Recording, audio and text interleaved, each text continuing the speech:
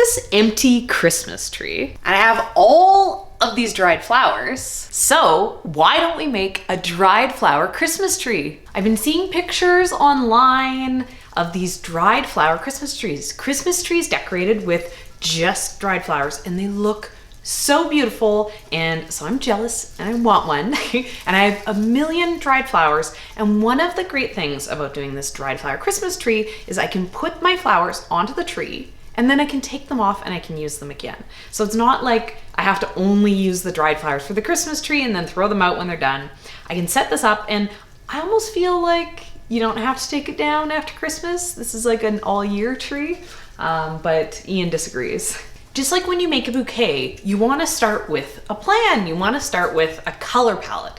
And so what I want to do on this Christmas tree is I want to add lots of browns. I want to darken up the green with lots of this dark, rich brown. And then I want to start adding in pops of color with lots of this bright and beautiful yellow. Yellow was one of our best selling colors from this past summer. And so I really want to feature it on this Christmas tree. And then, because these are beautiful and fluffy and give such nice movement and air, I have to use some of these as well. Because that color palette of brown and yellow is just a little bit too boho for what I'm planning.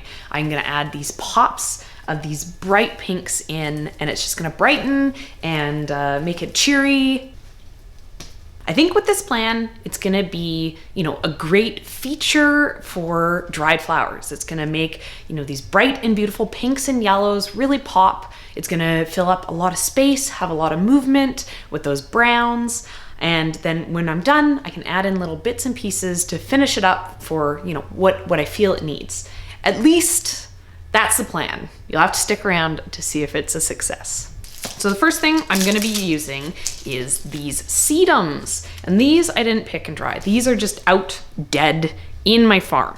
So they dried quite brown, kind of this like burgundy brown. And I really like it, and they're massive. So, this isn't a super nice Christmas tree. This is just a cheap, fake tree that I've had for years and years. So there's lots of gaps. So I'm gonna use the sedum to fill those gaps. I'm gonna make the tree look a lot more full by starting with this. Probably needs to get cut down, right? I think so. That's still big, but I am kind of, thinking I want it to, be this big pom-pom. Not every piece that I have is that big, right? But I could pair them up. And these, I'm gonna cut the stem shorter because I don't care as much, about these. Yeah, you just harvested them out in the fields. Yeah, this is just picked specifically for this. I have an infinite amount of this. When you make a bouquet, when you first start, it always looks bad, right? Because the first things that you grab, or at least the way I make a bouquet, I start with like the base. I start with like a filler or something, and so it doesn't really look like anything, and it's hard to see the vision. So I kind of feel like that's what we're going to be doing to start with these. It's going to be hard to see the vision, but I got vision. It's up here. And for the record, how many of these dried flower Christmas trees have you made in the past? I made 0. so if I am not a florist. If I can do this, anyone can do this. Tuck some smaller chunks in where there's the big gaps. I can put like a big piece. I can move stuff around too. Yeah. Right? It's not getting wired into place.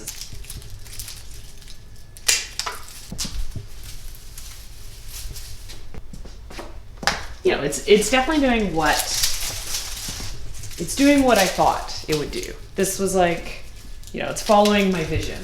It's like taking this very obviously fake and not expensive Christmas tree, and then making it look full, making it look like it has lots of depth. It's kind of changing the color, this fake tree color. With the white background, you can see right through the tree pretty easily. So if you didn't do this, it would be, The tree would just look very bare. Well, this is just the beginning. It's gonna look anything but bare. What I'm using here is sedum, but to get this kind of fluffy look, another great dried flower for this would be to use hydrangeas. They dry really nicely and they make these like nice big puff balls.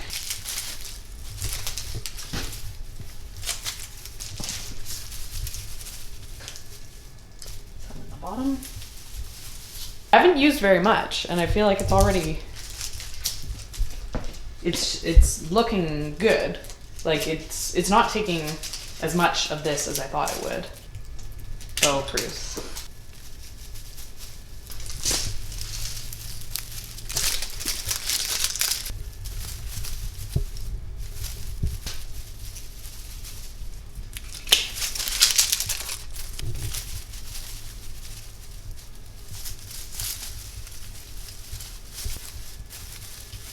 Pretty happy with that.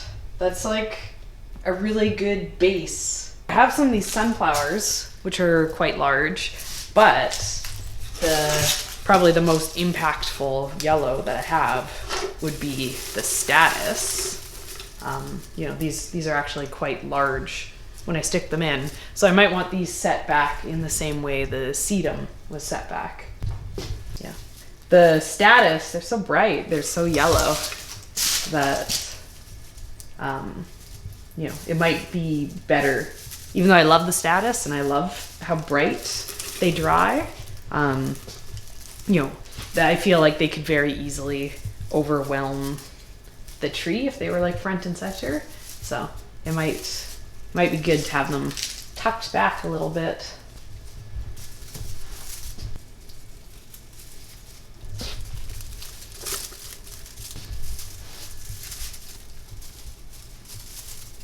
I'm really liking the way it's like sitting in with the sedum. You know, the textures are really similar. So the colors are contrasting, but the textures are blending really nicely. But I need more. Don't worry, guys. I'm not gonna run out. I literally have like cases and cases and cases of dried flowers. So I can use as much as I want.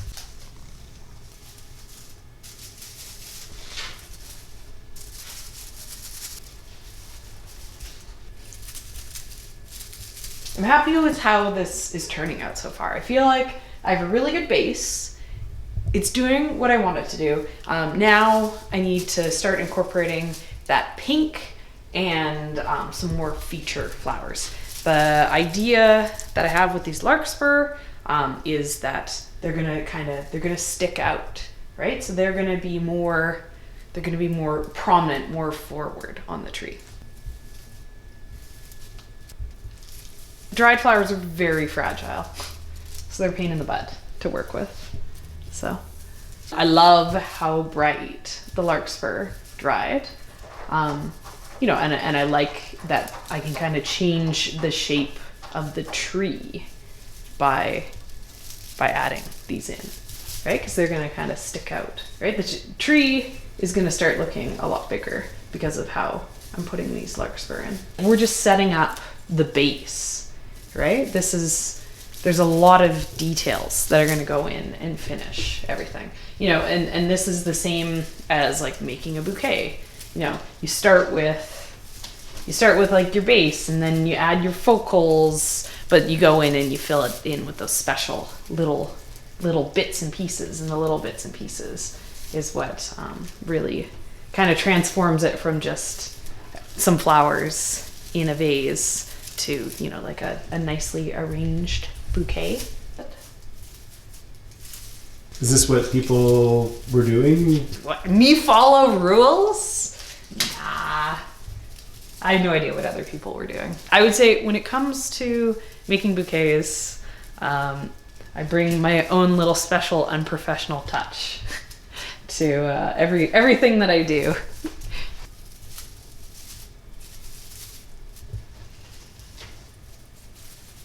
You maybe want to be careful with the Christmas lights on the tree with the dried flowers. The dried flowers are really flammable. for us, these are LED lights, so there's no heat to them at all. And the lights aren't going to be on for very long. This is, you know, we'll kind of plug it in for an hour here and there, but mostly the lights are going to be turned off. So I'm not too worried, but I would be cautious.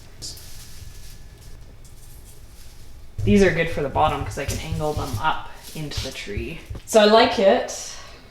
I don't want to wreck the fact that I like it, but do you want some of these like grasses in, right? These can overwhelm stuff, right? Like when I do a dried flower arrangement, I find like one of these is enough. But if I try to put lots in, you know, it very quickly starts to be, looks like only this. So I think it would look good to put like some of these in, you know, like the same idea, but I don't think I can do like what I did with the larkspur. Yeah, I think they need you spaced out a little more.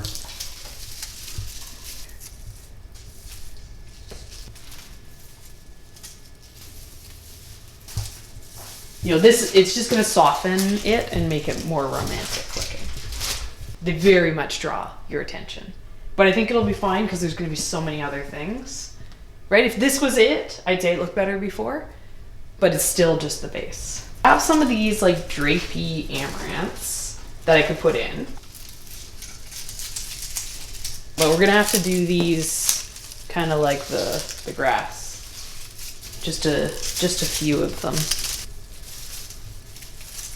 If somebody wanted to do this on a similar sized tree, like how much money worth flowers? If somebody called you up in Kelowna and was like, I saw your video, I really like this, I want to do this.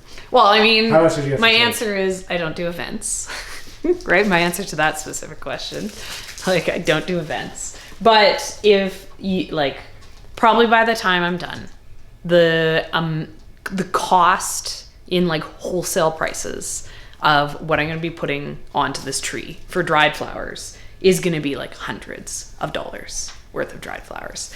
I'm doing this because after Christmas, I'm going to be down here. I'm going to be working, putting bouquets together, and I literally can come and just like pull a stem out and like put it into a bouquet. So it's almost like an easy grab display for me. It would cost a lot of money to do this if you hadn't dried them yourself. Are you saying all you're really doing is making a dried flower pincushion? Yeah, I mean, basically, that is basically what it is. Typical cat trying to attack the Christmas tree. I'm really happy with this now as a base. I feel like it's already looking really full.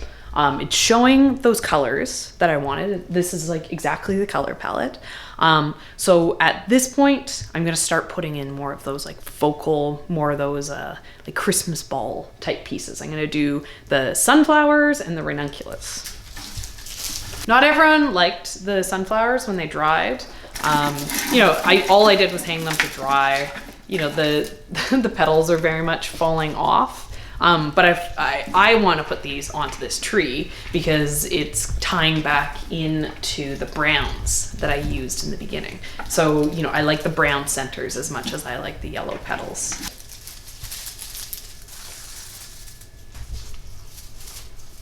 I'm not going to put a lot of these on the tree. Then you're going to load it up with ranunculus? Yeah, and then put some ranunculus, and then I'm going to put the zinnias. I have a bunch of zinnias. I'm slowly going to work from the biggest flowers down into the smallest flowers.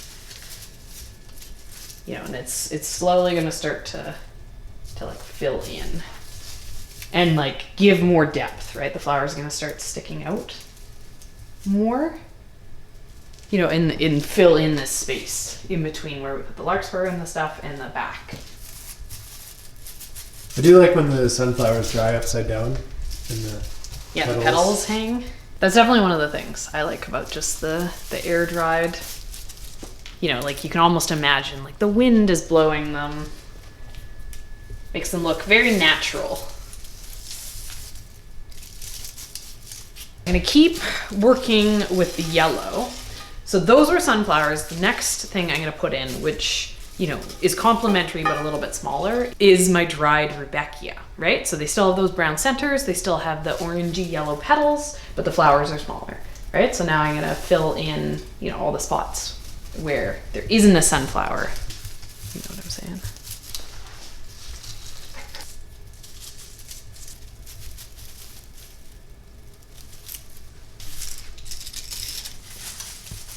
These sedums are actually working really good to hold these like thin stems as like a good pin cushion.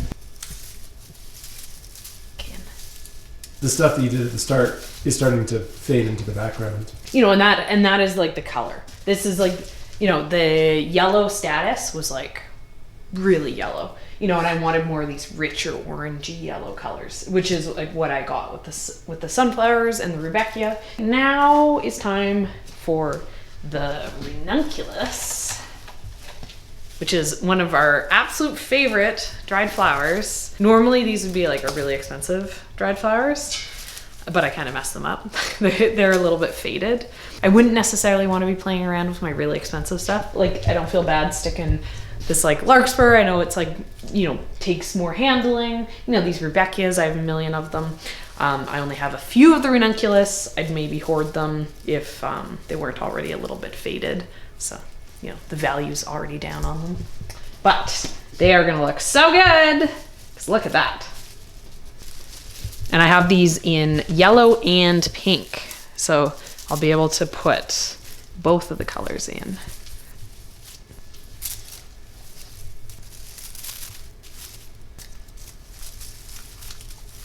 Still being crazy.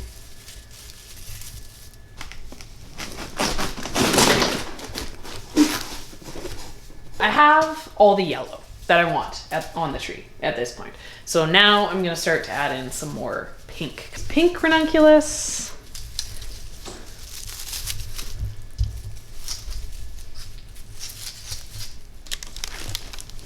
He slept for a week straight. And then the next pink thing I'm gonna do is I'm gonna put in pink zinnias. You know, I really like how the zinnias dry. They don't necessarily look good just on their own, but I like how they blend in with stuff because they make these like little pom-poms. So I think these are gonna look really good in the tree, you know, because the texture is gonna be a little bit different than a lot of the stuff that we've used so far.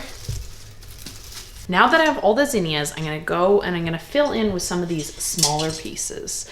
And I feel like this is really finishing it up. After I put these all in, I'm gonna take a step back and I'm gonna try to decide if it's done. But I'm feeling like it's getting close to done. What do you think, Bo? Is it getting close?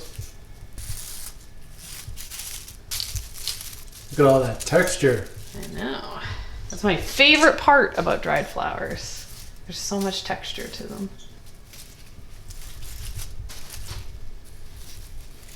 What about this? Yeah. Are you excited for Christmas? Yeah, Christmas is fun. The best part of Christmas is after Christmas comes seed starting season. It needs a star or an angel up top. But I think that as far as the tree goes, it's looking very full. I like it. But I agree. I want to do like a topper. I have an idea. I have some of these like fan celosias, and I have some of these like, we haven't put anything white, right? So I feel like if I make a little fan and then I put these, you know, it'll be distinct and look like a topper. So let's give it a try. We can always change it.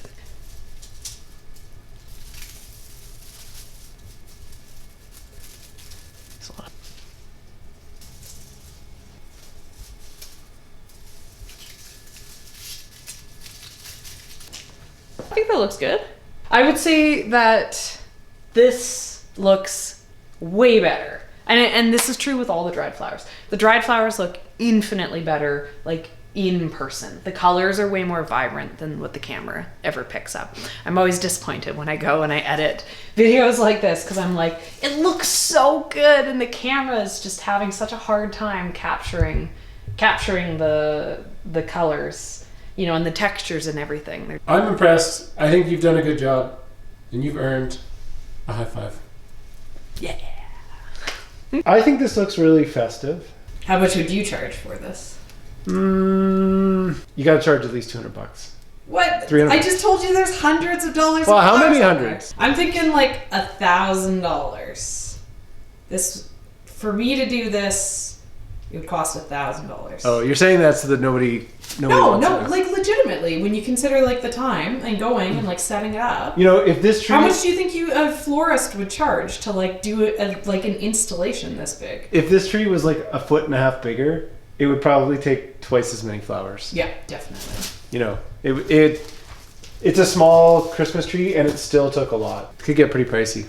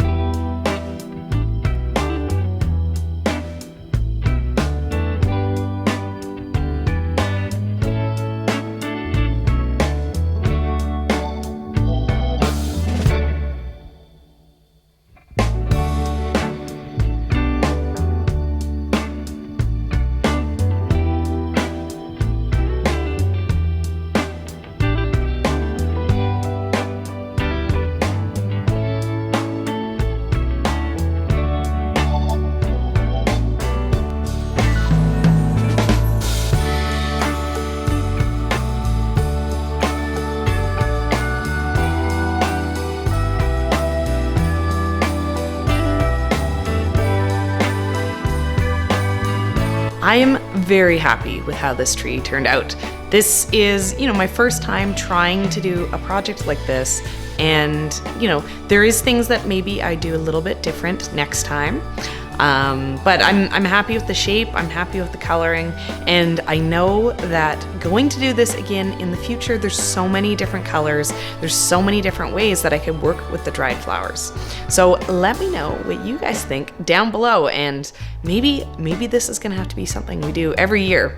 I know for sure it's not going anywhere anytime soon. I think this is probably gonna stick around with us all winter to enjoy